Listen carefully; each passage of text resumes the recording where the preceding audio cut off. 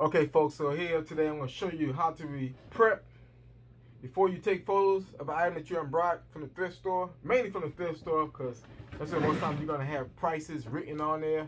You're going to see kind of label or sticker on there showing the price of the item. And so this is real easy to get off, of course. I use different things. I got different stuff here.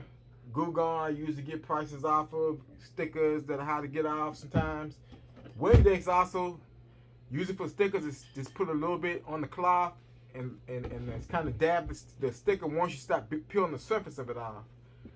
And then I use this right here to get like markers off and stuff like that. It's real good. Get it from Walmart.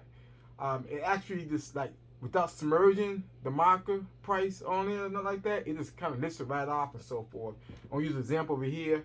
I just spray it on the cloth like that and just take it, bam, took the price right off and so forth. Now before I take the price off, I always usually write it down so I remember what I paid for the item, because I keep track of what I paid for my items and so forth, so that way I'll know how low I need to go on the item if I need to go down lower. And so of course, like they take the remote on here, so sometimes you might have a little residue left over from the tape. Again, it won't take much to get that off and stuff like that. But you want to make sure you clean the item. There's a lot of people I see who post stuff up on eBay, mainly eBay I'm speaking of, but probably other sites too that they sell on. But they don't take time to really clean the surface of the item. And so you'll see pictures of electronics. You see when it's dusty, still dirty. There's a lot of things they don't take a time to, but you want to, if you care that much about your business, I do. And so I clean the whole item off. I use glass cleaners that's ammonia based, so that way I'm sanitizing at the same time. And so a lot of times you'll see stuff that's easy to come off. It won't take much at all to get it off. And that's what I try to do.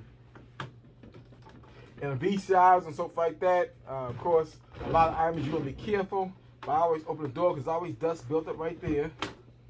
And stuff like that. I just go around, wiping it off and so forth, and trying to get it clean, as clean as possible. Sorry about that, y'all. Get it clean as possible, and stuff like that.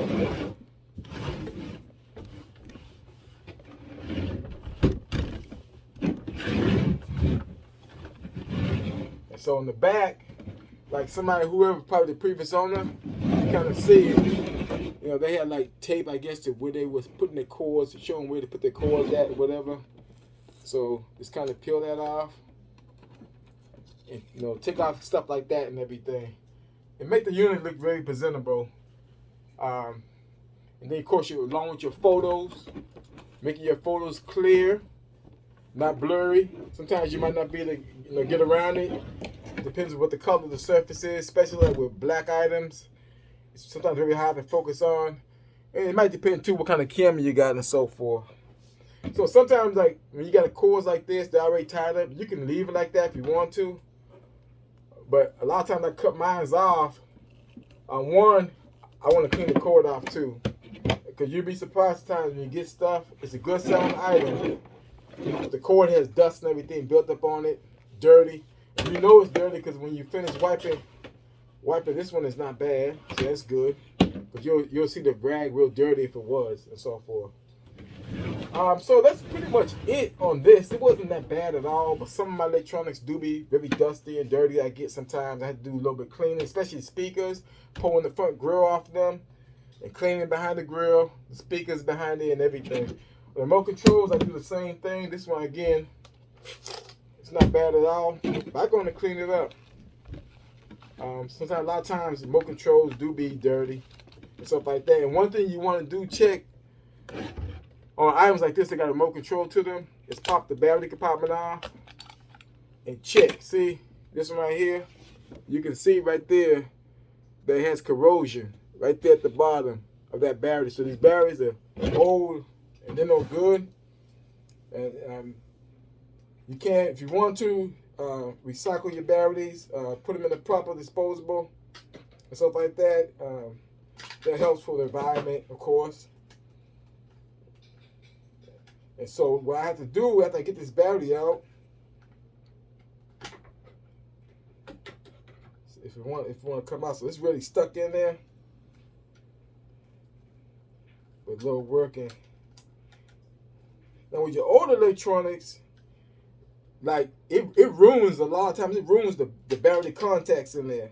So this right here, you can see the battery is just hanging there. It's stuck on that end right there and stuff like that. So just kind of work it off. I'll take a razor or something like that and try to, yeah, just try to get in there with it. Yeah. So you see how it was really stuck on there and everything. So, and then what I do then is I dump out the corrosion, and then I wet the towel a little bit, take it and just start wiping off the contact there, the springs, wipe out inside the compartment.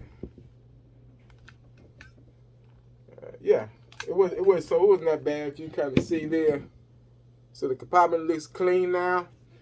If there is any corrosion left, and the battery cover on the inside as well, make sure that there's no corrosion left on there. And then, of course, you're going to test the remote when you plug up the unit and everything. So you put some fresh batteries in there. I keep fresh batteries on hand. I don't include batteries with my remotes because I use the same ones over and over again to test with and stuff like that. So what you want to do after that is just like test everything. I tested and so forth, and I got it all clean, ready for pictures and everything like that. Please, people, go on and prep your items properly. Clean them. Don't take nothing but like a bottle of Windex and a rag. Can go a long distance. Even just a towel by itself, wetting it with water and getting the dust off and everything goes a long way into making your pictures look more presentable. All right, so that's what I got for prepping your electronics and other products that you find to post on eBay and other sites. All right now.